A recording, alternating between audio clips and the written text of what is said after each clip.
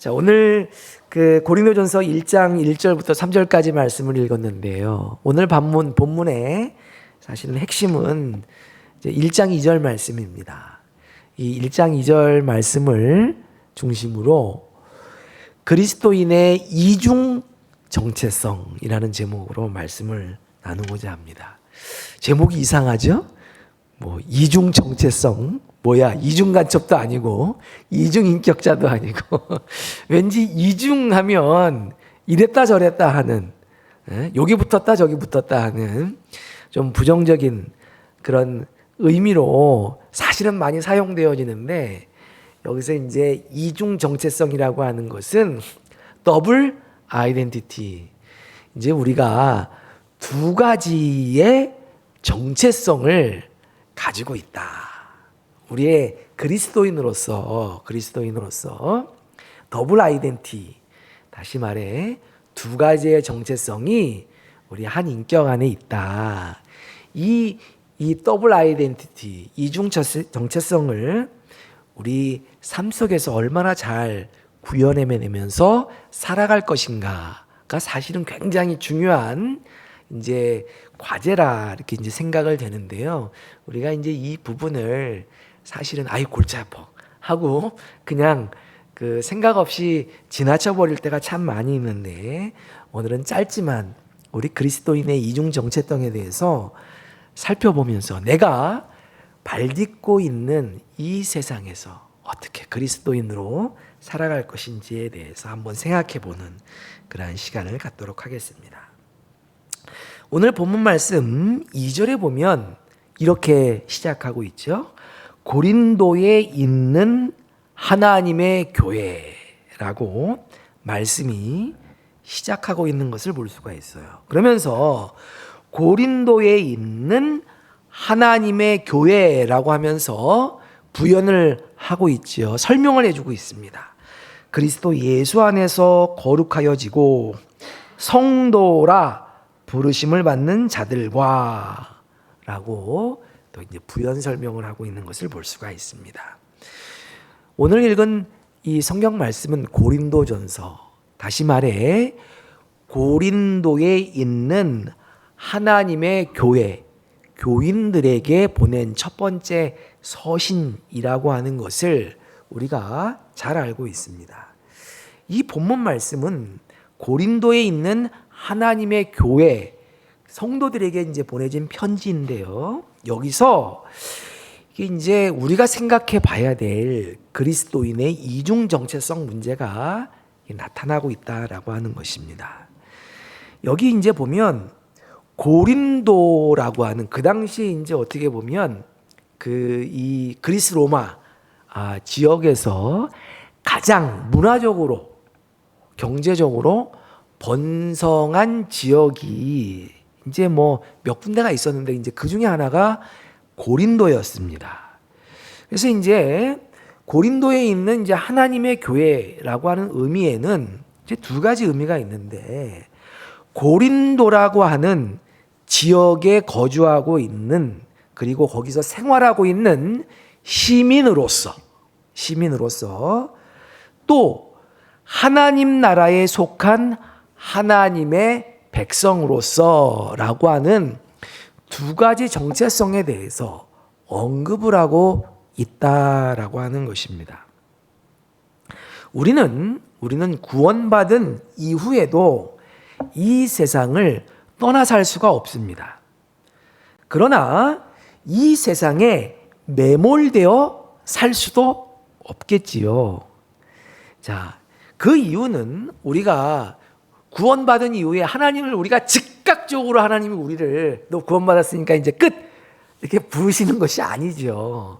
우리가 이제 바로 저 천국에 이제 바로 가게 되는 것이 아닙니다. 그래서 이제 우리는 이 세상을 살면서 세상을 떠날 수도 없고 어떻게 해요? 세상에 과몰입되어서 세상만을 바라보며 살아갈 수도 없어요. 그 이유는 우리가 대한민국 어느 시, 군, 구에 살고 있는 시민, 국민이자 동시에 하나님 나라에 속한 하나님의 백성이기 때문에 그러하다라고 하는 것입니다. 이런 이유로 우리는 다시 말해서 우리는 구원받은 이후에도 하나님이 즉각적으로 우리를 데려가지 않으세요. 이 땅에 머물러 살게 하셨어요. 그래서 우리는 아주 불가피하게 이 세상에서 이중 정체성을, 시민으로서의 정체성 뿐만 아니라 하나님 나라의 백성으로서의 정체성, 두 가지 정체성을 가지고 살아가는데, 이런 이유로 인해서 우리들은 이 세상의 정치 또는 정부의 정책에 대해서 너무 과몰입해서도 안 되겠지만, 무관심해서도 이건 나하고 전혀 상관없는 일이야 라고 무관심해서도 안 된다라고 하는 것을 우리는 기억해야만 한다라고 하는 거예요. 자, 이러한 그리스도인의 실존, 이중 정체성은 오늘은 고린도에 있는 하나님의 교회라고 표현을 하고 있는데, 우리가 성경을 쭉 읽어보면 특별히 신약 성경에서 이 그리스도인의 이중 정체성을 다른 관점에서 좀 설명을 해주고 있다라고 하는 것이죠. 자, 그것은 우리가 부름을 받은 사람임과 동시에 또 뭐예요?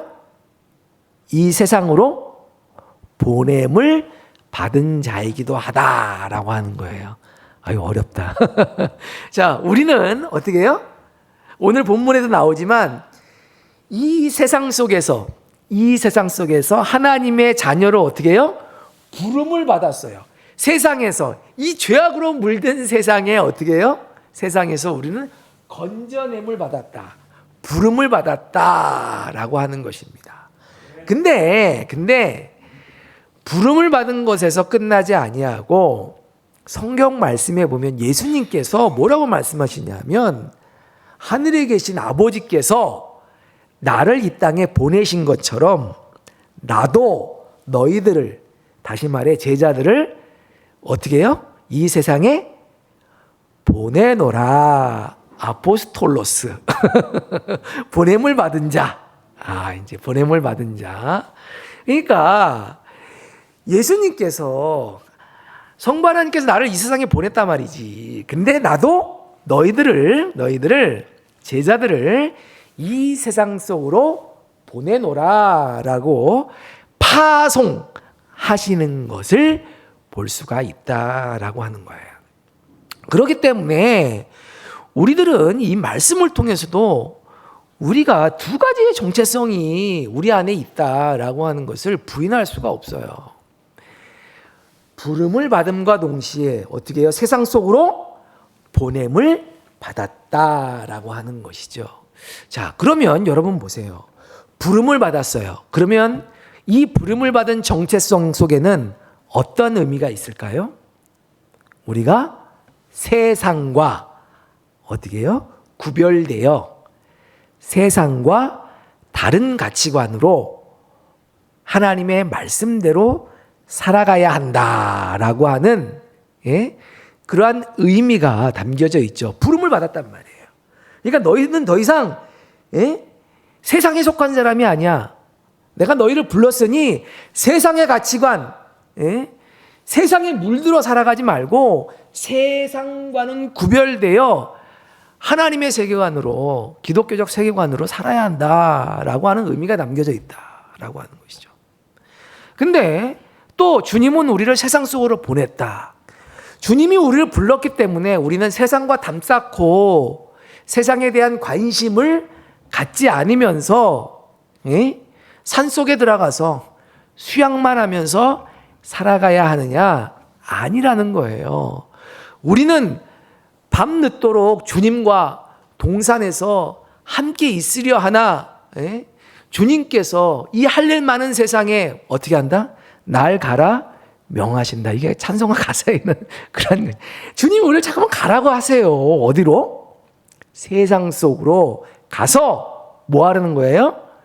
보냄을 받은 자로서 주님이 우리에게 맡겨주신 사명을 감당하며 세상을 어떻게 해요? 변화시키는 트랜스포머로 살아가라. 변혁자로 살아가라.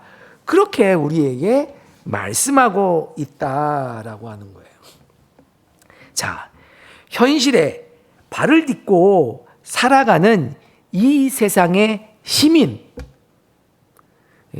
하남시의 시민, 서울시의 시민으로 살아가야 할 뿐만 아니라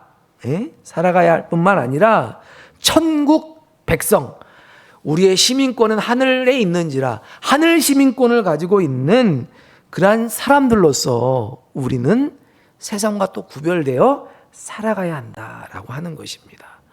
도대체 이게 말은 그럴듯한데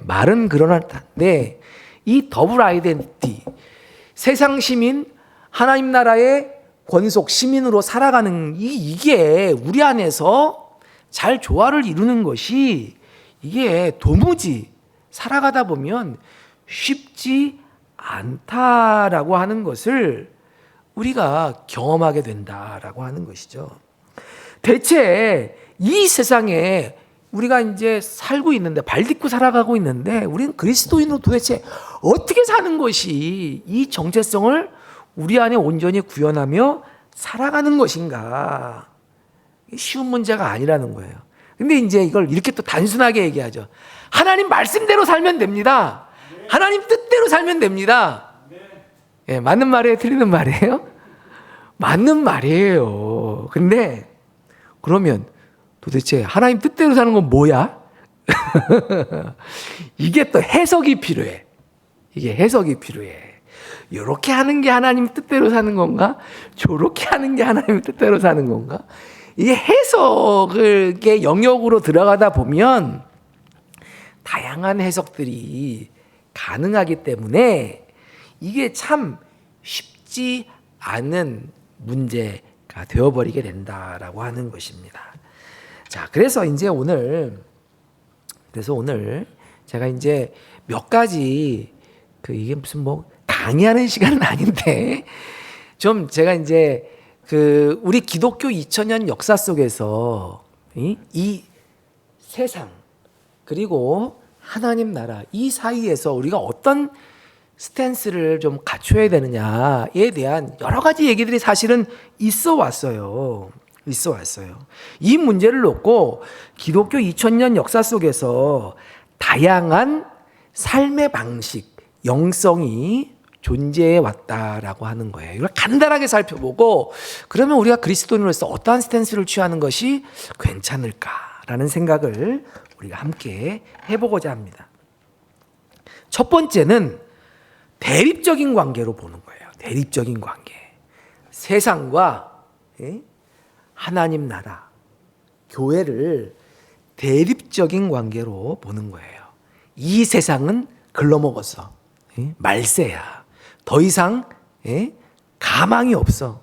그래서 이 세상을 아주 적대적인 관계, 대립적인 관계로 보고 어떻게 하는 게 잘 사는 방법이에요?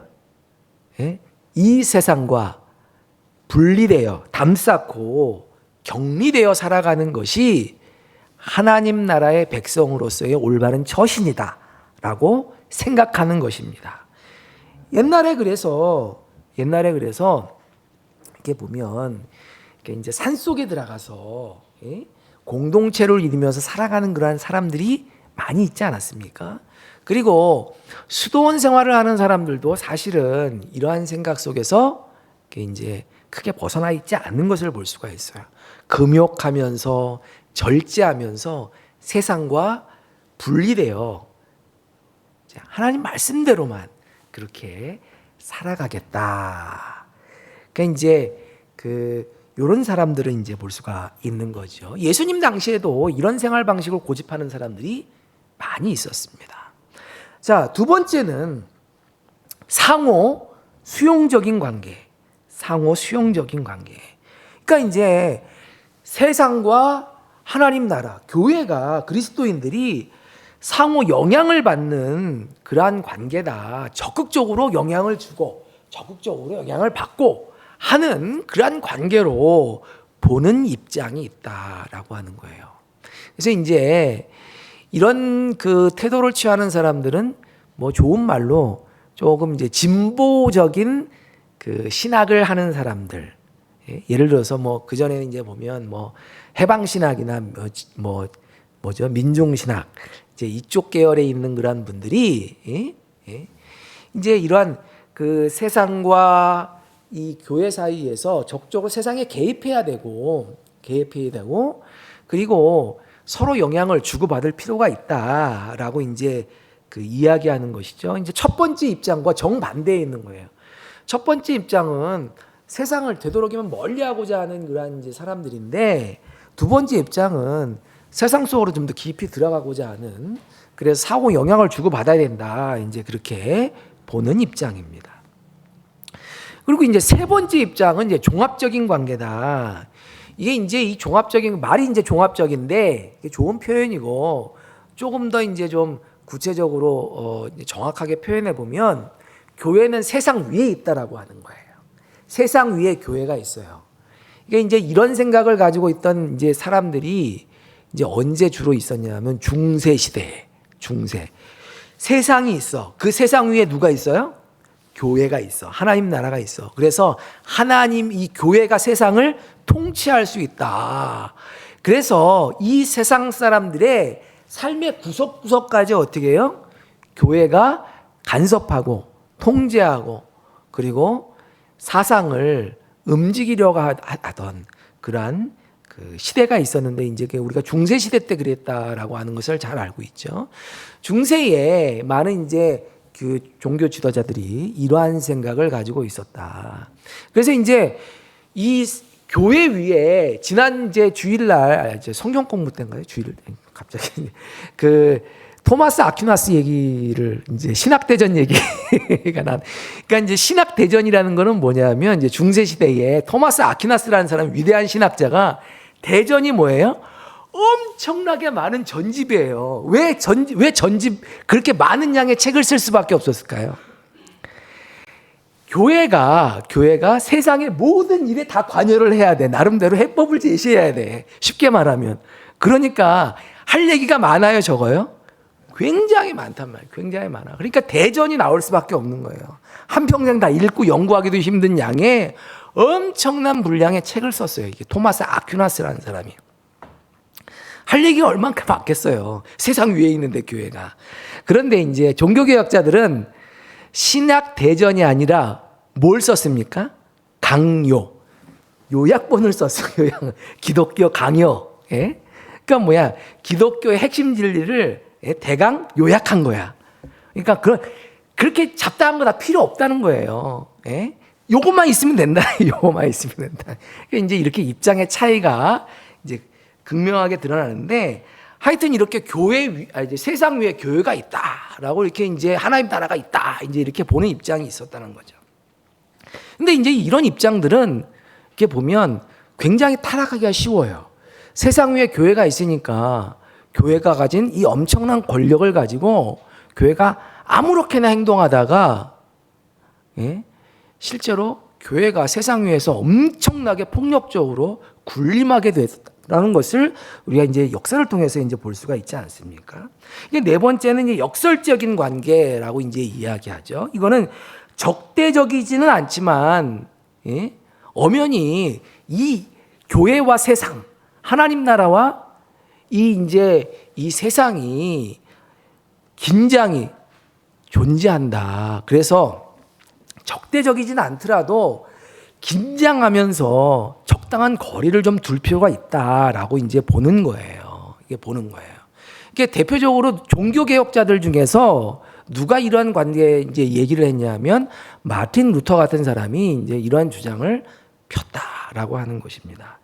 그리고 이제 다섯 번째는 이제 변혁적인 관계. 아까 뭐 트랜스포밍 뭐 이제 그런 얘기 했는데, 세상 속으로 나아가서 우리는 보냄을 받은 자들이기 때문에 어떻게 해요?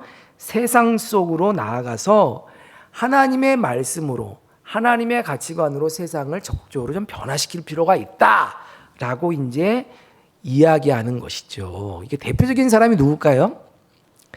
예? 존 칼빈, 존 깔뱅 같은 사람이에요. 그러니까 장로교의 시조라고 할 수 있는 이제 칼빈이라는 사람이 이제 이런 이야기를 했다라고 하는 것입니다. 자, 그러면 여기는 이제 장로교잖아요. 이제 장로교인데 그러면 뭐 여러 가지 이제 그런 입장들을 이제 제가 말씀을 드렸는데 우리는 이 세상에 발 딛고 살아가면서 또한 하나님의 백성으로 또 여전히 존재한다. 그러면 우리는 이제 뭐 하나님의 백성으로서 또 이제 뭐 장로교 교인으로서 어떤 입장을 취하는 것이 이 세상에 대해서 좀 바람직할까요? 조금 차이는 있겠지만 대충 우리는 4번과 5번 사이에서 적당한 이제 균형을 잡고 살아가는 것이 필요하지 않을까라는 그런 생각을 해봅니다.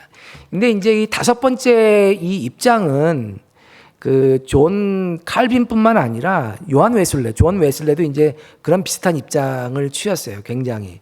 근데 이제 우리가 이게 보면요. 이것도 사실은 조심스러운 부분이 뭐냐면 여러분 장로교 그리고 이제 이 감리교, 존 웨슬레 이제 이런 사람들이 굉장히 복음적이면서도 어떻게 했어요? 사회 세상 속으로 들어가 세상을 하나님의 말씀으로 변화시켜야 된다. 트랜스포밍 해야 된다라는 이야기를 했단 말이에요. 굉장히 그럴듯하잖아요. 굉장히 그럴듯한데 이게 세상 속으로 사실은 들어가는 순간 또 세상처럼 되어져 버리는 그러한 사실은 좀 역사적인 그러한 모습들을 좀 볼 수가 있어요. 그래서 이제 미국의 기독교 교단들 보면 감리교 그리고 장로교 초기에는 얼마나 뜨거웠어요. 그래서 세상 속으로 들어가 세상을 변화시키고 하는 그러한 역할들을 굉장히 잘 감당했는데 100년 전에는 지금은 세속화돼 가지고 어떻게 돼요? 이게 도대체 교회인지 그냥 무슨 사교 집단인지 모를 정도로 교회가 엉망진창이 사실은 되어버리지 않았는가라는 그런 생각이 들어요. 그래서 이렇게 세상 속으로 들어가 세상을 적극적으로 변화시키는 것도 필요하지만 적당한 긴장을 유지하며 살아가는 것이 어느 정도 필요하지 않을까라는 그런 생각을 해보게 됩니다.